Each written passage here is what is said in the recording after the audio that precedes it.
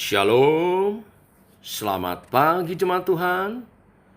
Berjumpa kembali dalam doa pagi online.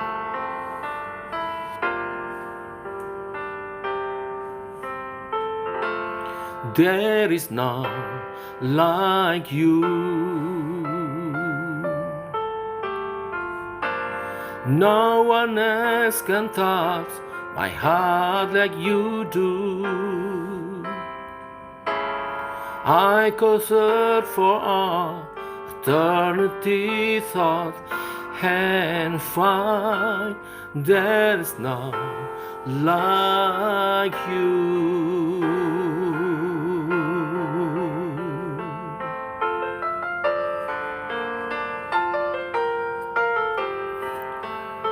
Let's worship Almighty God.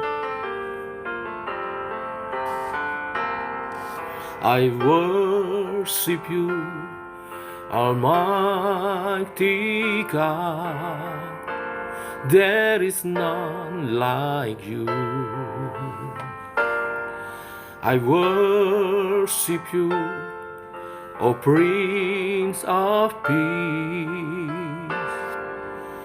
That is what I want to do. I give you praise, for you are my righteousness. I worship you, Almighty God. There is none like you.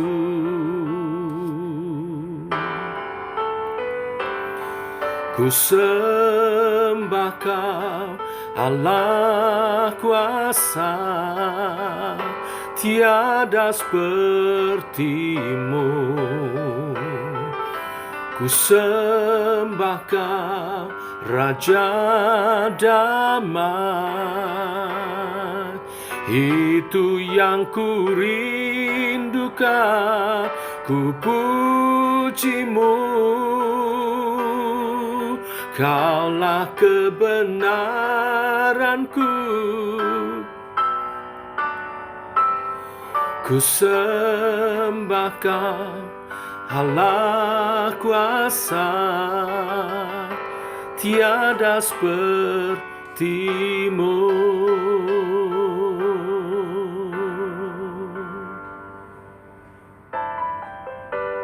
Tiada sepertimu, yang telah menjamah segenap hatiku. Tak seorang pun di dalam dunia ini tiada sepertimu.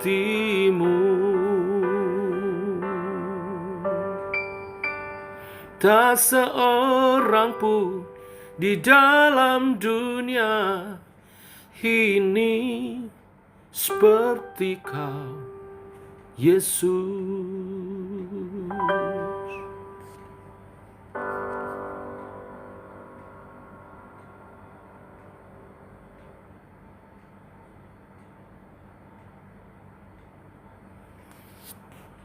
Ini nyanyian pengagungan kami kepadamu Tuhan, Allah Khalik langit dan bumi, Allah Maha Kuasa, dan Yesus Kristus Tuhan dan Juru Selamat kami. Kiranya berkenan kepadamu, dan biarlah hidup kami memuliakan dan mengagungkan Engkau.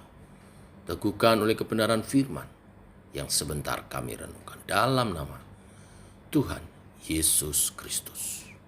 Amin.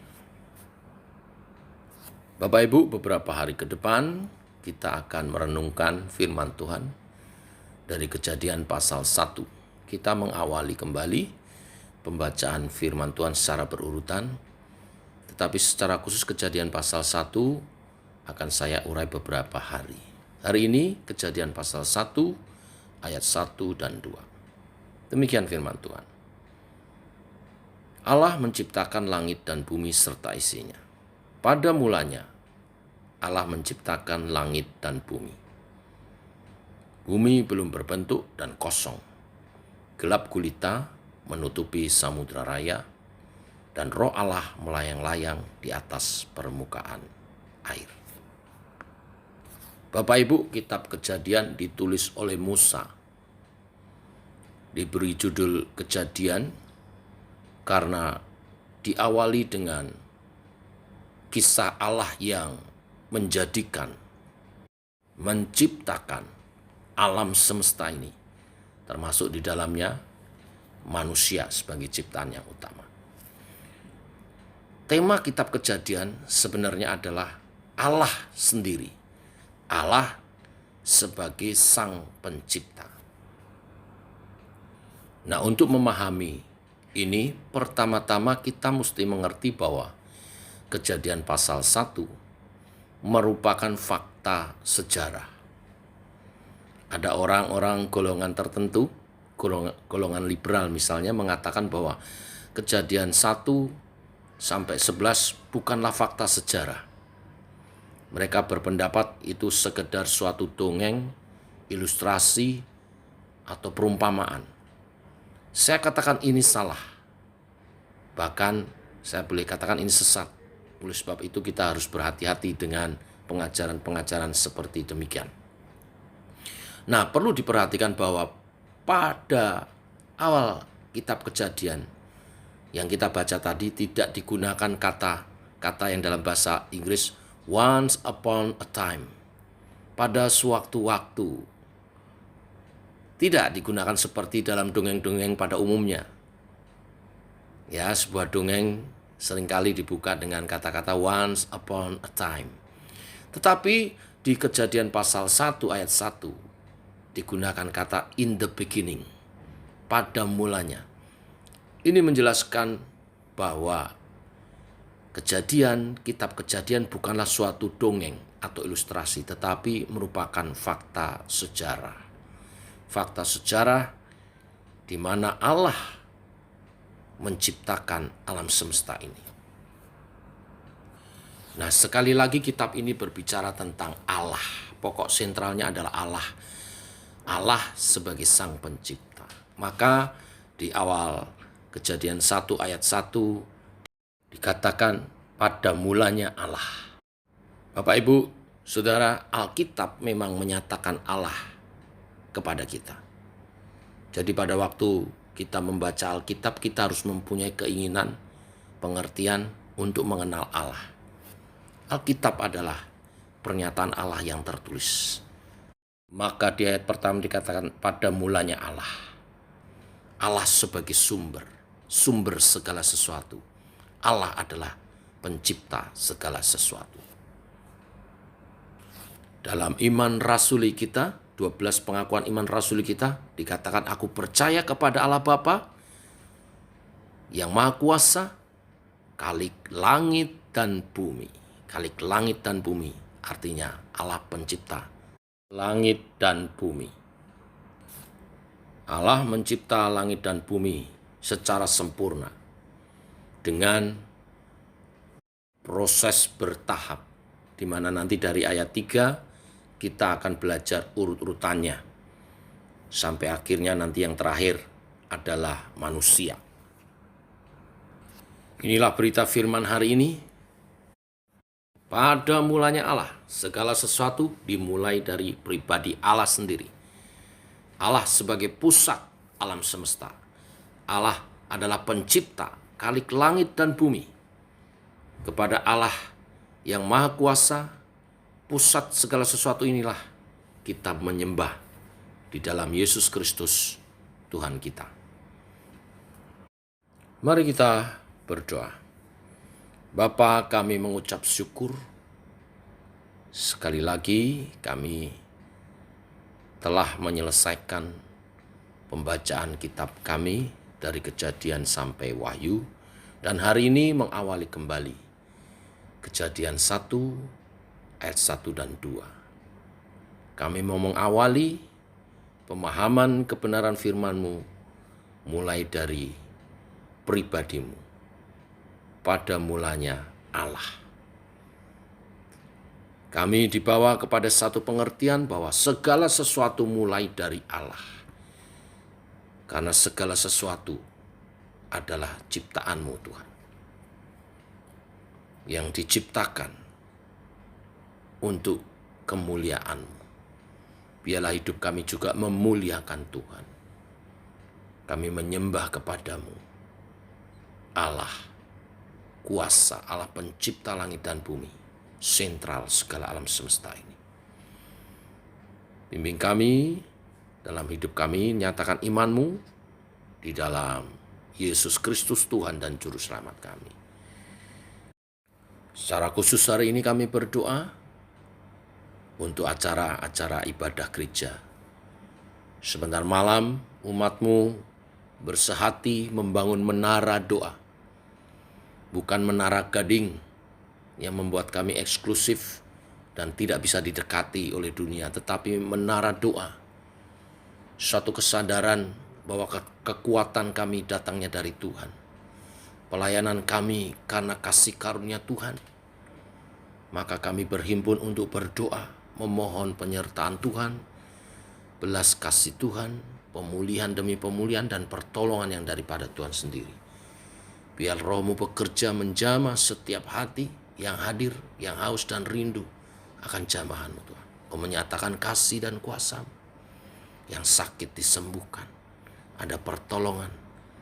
Ada tuntunan Tuhan oleh kebenaran firman-Mu. Semua itu yang membuat umat-Mu dipulihkan dan berjalan dalam rancangan-Mu untuk menjadi kesaksian bagi dunia. Umat yang memuliakan Tuhan, yang hidupnya berbuah bagi kemuliaan nama-Mu, menjadi berkat bagi sesama. Urapi semua yang ambil bagian dalam pelayanan, baik itu Ibu Lisa yang menyampaikan firman Tuhan, maupun Ibu Peti yang memimpin pujian, tim musik. Tuhan berkati semua. Kami bersatu dalam hadirat Tuhan, naikkan doa-doa, pujian dan penyembahan yang mengagungkan Tuhan. Persiapkan umat-Mu dalam lawatan-Mu, dalam hadirat-Mu. Kami juga berdoa untuk latihan-latihan, baik persiapan buat retreat tanggal 19-20 November nanti, maupun juga untuk konser Natal di Angke tanggal 18 Desember. Dan juga untuk rencana Natal bersama dengan seluruh penghuni apartemen GLS. Tuhan memberkati pengurus, panitia, dan semua persiapan-persiapan. Secara khusus, hari latihan kami hari Sabtu juga Tuhan berkati, beri cuaca yang baik.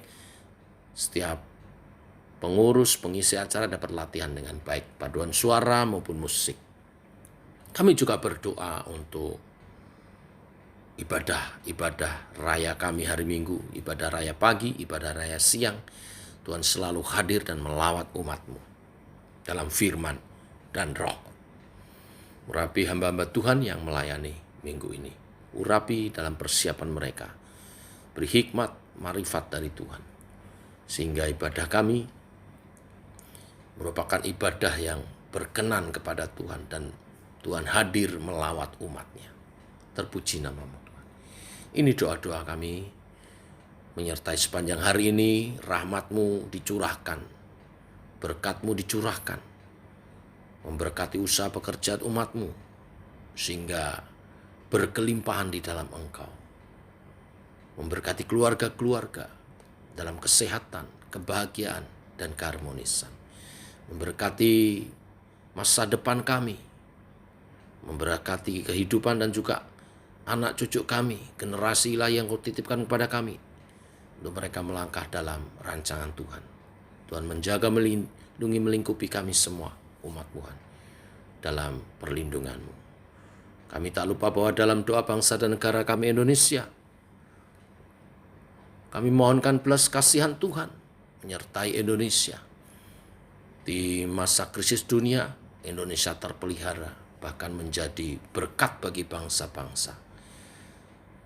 urapi Presiden Jokowi, pimpin dengan hikmat Tuhan, menjalankan negara ini dengan baik, beserta kabinet menterinya, Polri dan TNI, sebagai pemerintah yang bersih, yang berwibawa, yang berprestasi. Kami berkati pemerintahan saat ini dalam nama Yesus. Demikian doa-doa kami menyertai perjalanan hidup kami bersama dengan Tuhan sepanjang hari ini. Dalam nama Yesus kami berdoa, kami bersyukur. Amin. Demikian saudara, doa pagi kita. Selamat pagi, selamat berjalan bersama dengan Tuhan. Salam sehat, tetap semangat. Shalom.